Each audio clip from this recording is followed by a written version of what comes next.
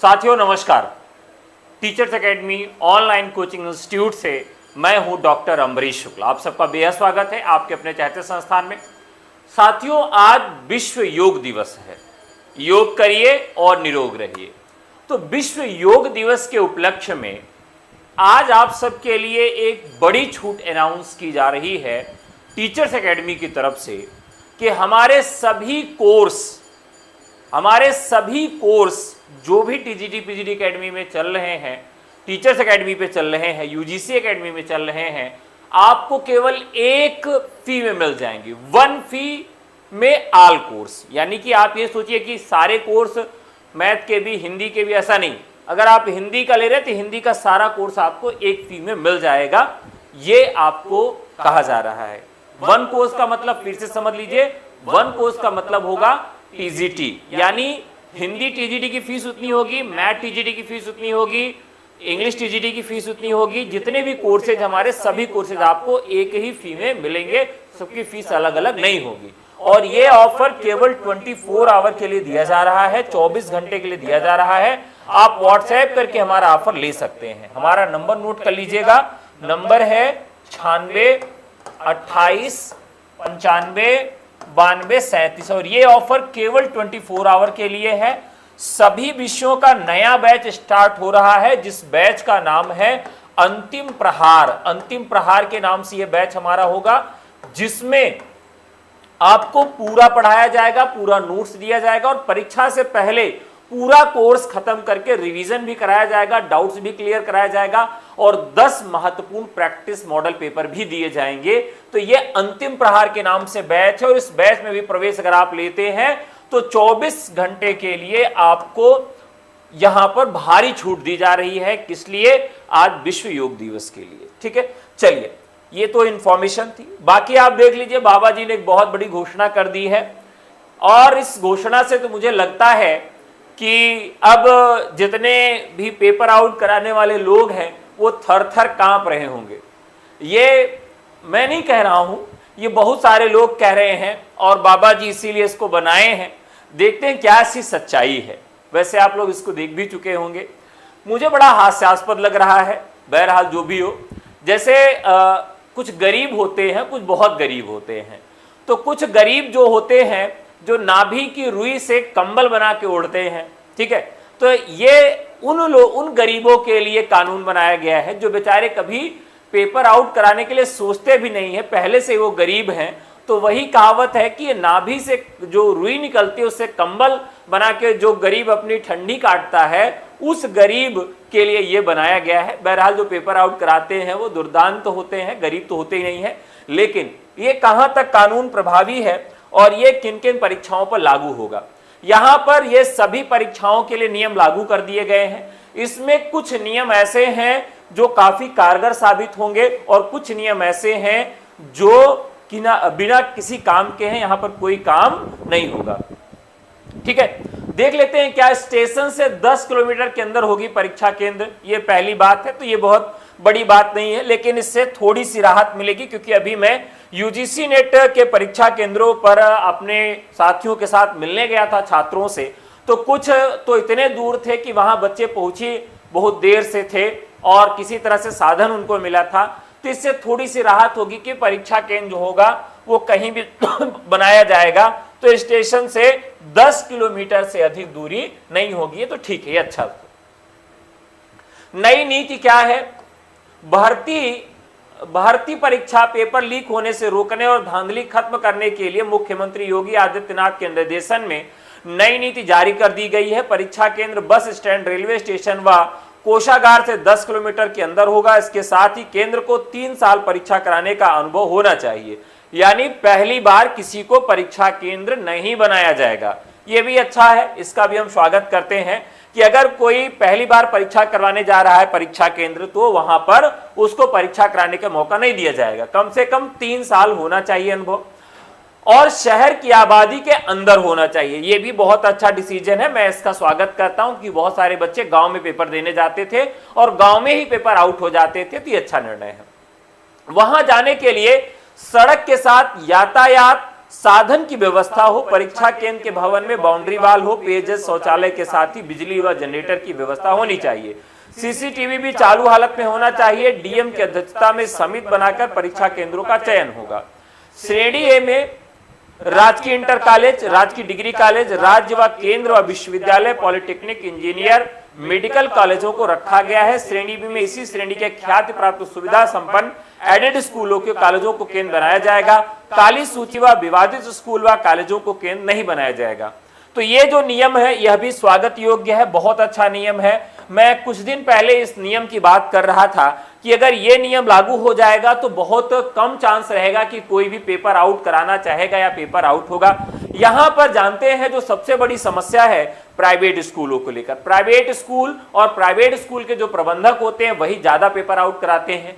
Government कर्मचारी जो होता है वो कभी भी पेपर आउट कराने के लिए नहीं सोचता, क्योंकि वो जानता है कि अगर 1 करोड़ रुपए का पेपर आउट होगा तो बढ़ते बढ़ते हो सकता है मुझे 10-20 लाख रुपए मिले और 10-20 लाख रुपए में मेरी नौकरी चली जाएगी और वह नौकरी जो कि अमूल्य है। तो इसलिए गवर्नमेंट सर्वेंट जो होता है कभी इस तरह का काम नहीं सोचता है या कम सोचता है।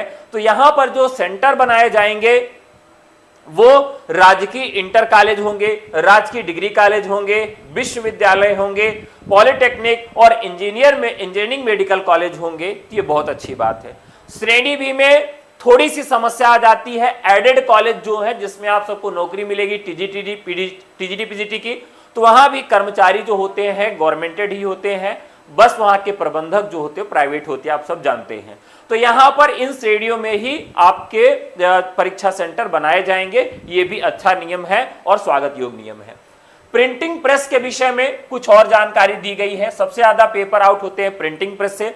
आप जानते हैं कि एलटी ग्रेड 2018 का जो पेपर आउट हुआ था वो प्रिंटिंग प्रेस कोलकाता से ही आउट हुआ था। तो यहां पर कहा गया है कि गोपनीयता बरती जाएगी, प्रेस में आने जाने वालों की जांच होगी, सभी के पास आईडी कार्ड होना अनिवार्य होगा, प्रेस में स्मार्टफोन व कैमरा ले जाने पर पूर्ण प्रतिबंध होगा, प्रेस के चारों ओर सीसीटीवी कैमरा लगाया जाएगा और उसकी रिकॉर्डिंग 1 साल सुरक्षित रखी जाएगी। ये अच्छा नियम है, लेकिन अगर इसके स्थान पर अगर ये कर दिया जाता कि गवर्नमेंट का खुद का अपना प्रेस होता, उसमें ही ये छापा जाता, तो शायद यहां पर समस्या समाप्त हो जाती। दूसरा है जांच के बाद परीक्षा की अनुमति। परीक्षाओं के दौरान स्कैन, हस्ताक्षर व फोटो का मिलान परीक्षा केंद्र पर किया जाएगा। परीक्षार्थियों का परीक्षा केंद्र पर ही आधार कार्ड बायोमेट्रिक से मिलान किया जाएगा। यह अच्छा है कि अगर सभी परीक्षाओं में बायोमेट्रिक अगर लागू कर दिया जाएगा, जो कि बहुत कठिन भी है, लेकिन अगर कर दिया जाता है तो जितने मुन्ना भाई हैं, मुन्ना भाई आप देखते हैं ना, कोई पेपर हो जाता है तो आता है कि ये मुन्ना भाई पकड़े गए, तो मुन्ना भाई की एंट्री बंद हो जाएगी।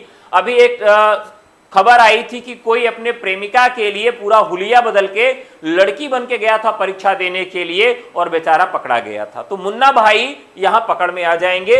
आर्टिफिशियल इंटेलिजेंस का भी इस्तेमाल किया जाएगा। परीक्षार्थियों को परीक्षा केंद्र का आवंटन गृह मंडल के से अलग किया जाएगा। परीक्षा केंद्रों का आवंटन रैंडम आधार पर किया जाएगा। ये बढ़िया कदम है कि अब आपको आपका गृह मंडल नहीं मिलेगा। मान लीजिए जैसे इलाहाबाद की बात करें तो प्रयागराज में कुल 4 जिले हैं प्रयागराज मंडल में, तो आपको आपके मंडल में परीक्षा केंद्र नहीं मिलेगा। लेकिन इससे बढ़िया सुविधा भी होगी और बहुत सारे छात्र ऐसे हैं जो पूरी रात ट्रेवल करेंगे, साधन उपलब्ध नहीं होंगे, पानी, प्यास, भूख, बरसात, गर्मी, ठंडी जो भी होगी उससे बेचारे प्रताड़ित होंगे।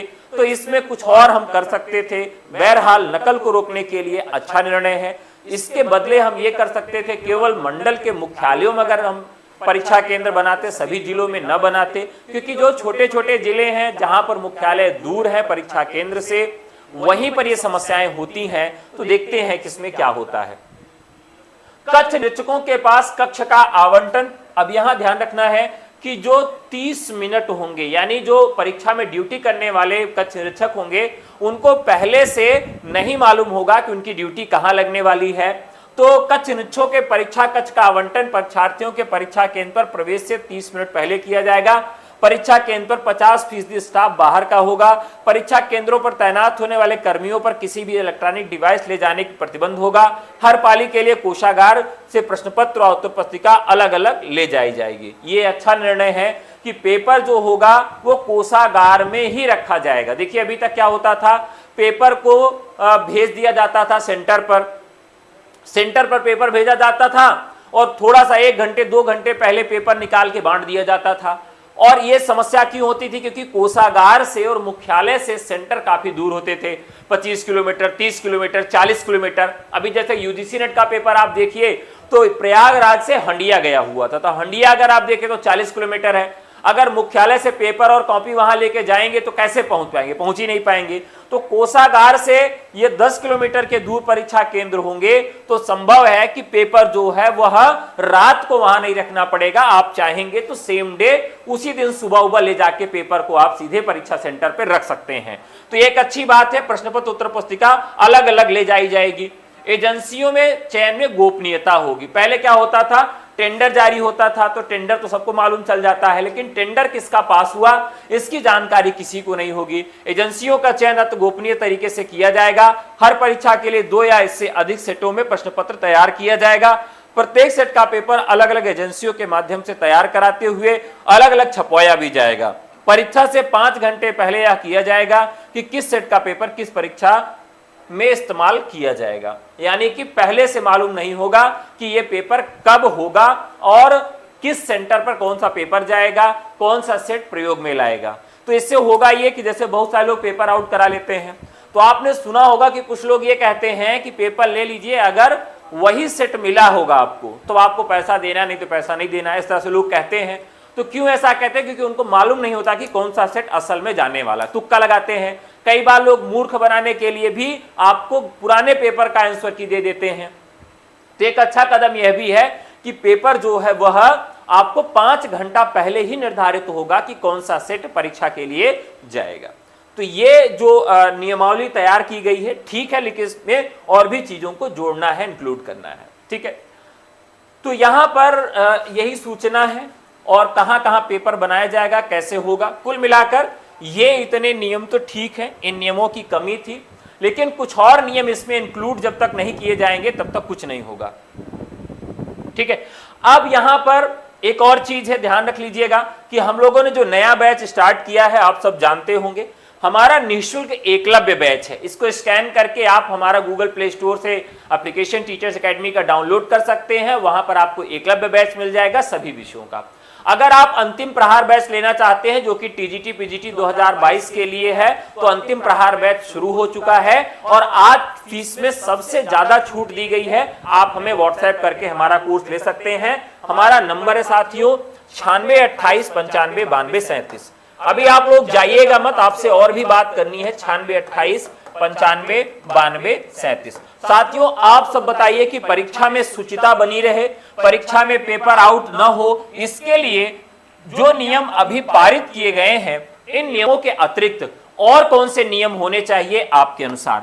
आप अपने सुझाव जरूर कमेंट बॉक्स में दीजिए। आपसे सुझाव की अपेक्षा रहेगी। अभी आप लोग कमेंट करके अपने सुझाव हमें दे सकते हैं, हम भी आपके साथ बातचीत करते हैं कि कौन कौन से ऐसे कारण हैं जिनकी वजह से पेपर आउट हो जाते हैं और क्या इसमें सुधार किया जाए, क्या मांग की जाए गवर्नमेंट से कि पेपर में निश्चित तौर पर ये जो भी धांधली हो रही है वो हमेशा के लिए बंद हो जाए।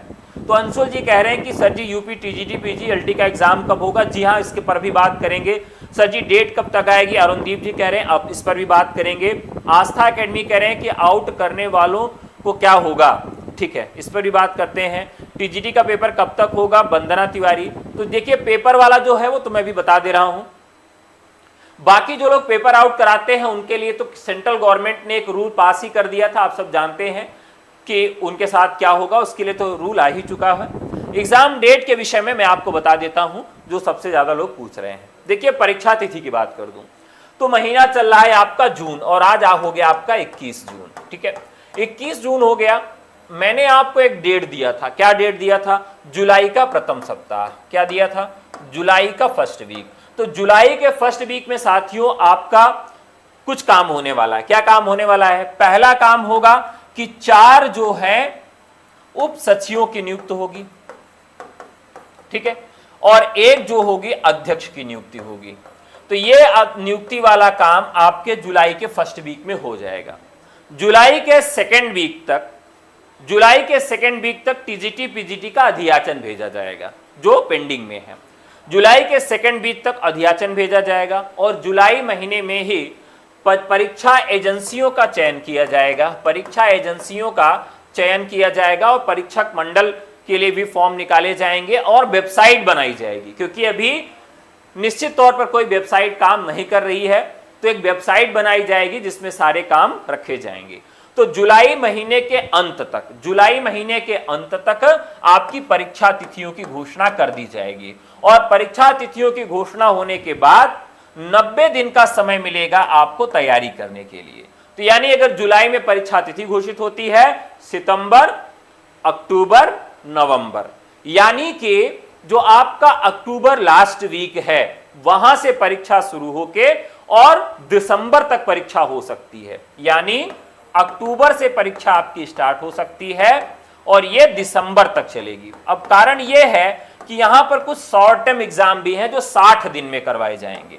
जैसे यूपी टेट का पेपर है, तो यूपी टेट का पेपर बहुत जल्दी करवाया जाएगा 60 दिन में। असिस्टेंट प्रोफेसर का पेपर उसके बाद करवाया जाएगा और फिर उसके बाद संभावना है कि टीजीटी पीजीटी का पेपर आपका करवाया जा सकता है। तो ये कई स्तर के पेपर हैं, इसलिए कोई निश्चित तिथि के विषय में हम बात नहीं कर सकते हैं, इसमें काफी समय लग सकता है, क्योंकि अब 3 आयोग एकत्रित हो गए हैं और तीनों आयोगों के अपनी अपनी परीक्षाएं हैं, अपनी अपनी प्रायोरिटीज हैं। तो पहले क्या होता था कि एक ही एग्जाम एक आयोग को करवाना होता था, अब एक आयोग है और कई एग्जाम करवाए गए, इसलिए तिथियों में क्या रहेगा, फ्लक्चुएशन रहेगा। तो कुल मिला के शुरू कहां से होगा और कहां तक जाएगा वो मैंने आपको बता दिया। अब ये जो एकदम एक्सपेक्टेड है, ये संभावित तिथियां हैं कि आपके अक्टूबर से परीक्षाएं स्टार्ट होंगी और दिसंबर तक परीक्षाएं होंगी। एलटी ग्रेड परीक्षा की बात कर लें, एलटी ग्रेड परीक्षा की बात कर लें तो एलटी ग्रेड की परीक्षा इस वर्ष नहीं होगी, जेएससी प्रवक्ता की परीक्षा इस वर्ष नहीं होगी। एलटी ग्रेड और जेएससी प्रवक्ता की परीक्षा संभव है कि अगले साल हो, फॉर्म इसी वर्ष आ जाएंगे। अभी हम लोग एक योजना बना रहे हैं कि जैसे योगी जी जो जनता दरबार लगाते हैं, तो जनता दरबार में प्रयास किया जा रहा है कि हम कुछ प्रतियोगी छात्रों के साथ जाएं और योगी आदित्यनाथ जी से मुलाकात करें और जो वास्तविक समस्याएं हैं उससे अवगत कराएं। होता यह है कि उनका जो मंडल है जो उनको सूचनाएं देता है या जो लोग वहां मिलने के लिए जाते हैं, स्पष्ट बातें उन तक नहीं पहुंचा पाते हैं, तो हम अपनी बातों को वहां पर रख पाएं और वास्तविक समस्याओं से उनको अवगत करा पाएं, जिससे जल्दी निर्णय ले सके उत्तर प्रदेश गवर्नमेंट और जल्दी से जल्दी इस समय हमारे सारे कार्य संपादित हो सके। अभी जितनी भी समस्याएं योगी आदित्यनाथ जी के पास जा रही हैं, वो सारी समस्याओं का निस्तारण त्वरित गति से कर दे रहे हैं। तो कई बार यह भी समस्या होती है कि उन तक समस्याएं सीधे तौर पे नहीं पहुंच पाती हैं, तो एक बार हम लोग यह भी प्रयास कर लेते हैं कि समस्याएं उन तक सीधे तौर पर जाएं, क्योंकि हम ट्वीट करते हैं, सोशल मीडिया पर वीडियो डालते हैं, तो वो स्वयं तो देखते नहीं है, अधिकारियों के द्वारा उनके तक बात पहुंचती है। तो एक बार सीधे सीधे उन तक बात पहुंचे तब देखते हैं कि वो क्या रिस्पॉन्ड करते हैं। बाकी हम लोग और भी कई चीजों पर विचार कर रहे हैं जिन से परीक्षा तिथियां जल्दी घोषित हो जाएं, परीक्षा करवा ली जाए, नया अधियाचन आ जाए, कुछ सीटों को उसमें बढ़ा दिया जाए, नया विज्ञापन जारी किया जाए, तदर्थ शिक्षकों का मामला सॉल्व किया जाए। ये कई मुद्दे हैं। जैसे तदर्थ शिक्षकों की बात करें तो एक तदर्थ शिक्षकों का बहुत बड़ा मामला चल रहा है, बहुत बड़ी समस्या चल रही है। कुछ तदर्थ शिक्षक मिलने भी गए थे योगी जी से, शिक्षा मित्र योगी जी से मिलने गए थे, तो दरअसल तदर्थ शिक्षकों के स्थान पर जो सीटें रिक्त हुई हैं, अभी वो सीटें आपकी भरी नहीं गई हैं। ठीक है, जो सेल्फ फाइनेंस स्कूल थे बाद में एडेड हुए, तो उनका क्या था कि कुछ जो नियम का वायलेंस कर रहे थे उनको सुप्रीम कोर्ट ने बाहर कर दिया था और उनको अभी मानदेय पर रखा गया है। तो ऐसे अध्यापक जिनको मानदेय पर रखा गया है उनके स्थान पर सीटों को नहीं निकाला जा रहा है, तो उनके स्थान पर भी अगर सीटें निकाली जाएंगी तो एक बल्क में बहुत सारी सीटें हमारे पास टीजीटी पीजीटी की आ जाएंगी। तो इस तरह की कई बातें हैं। इसी तरीके से माध्यमिक में जो प्रधानाध्यापक की भर्ती है बहुत दिनों से नहीं हुई है, तो प्रधानाध्यापक की भर्ती भी निकालना है। तो इस तरह की कई बातें हैं जिस पर हम लोग लगातार बात करते रहेंगे और जुड़िए हमसे, लगातार पढ़ते रहिए। हम महत्वपूर्ण सूचनाएं और खबर भी आपके लिए लाते रहते हैं, लगातार आपके लिए संघर्षरत रहते हैं। कोई भी बात हो सदैव आपके साथ खड़े रहते हैं। तो आज की सूचना यहीं तक, फिर आप सबसे मुलाकात होगी एक नए एपिसोड में एक नई जानकारी के साथ। आज की जानकारी कैसी लगी जरूर बताइएगा। धन्यवाद, नमस्कार, जय हिंद, शुभ दिन।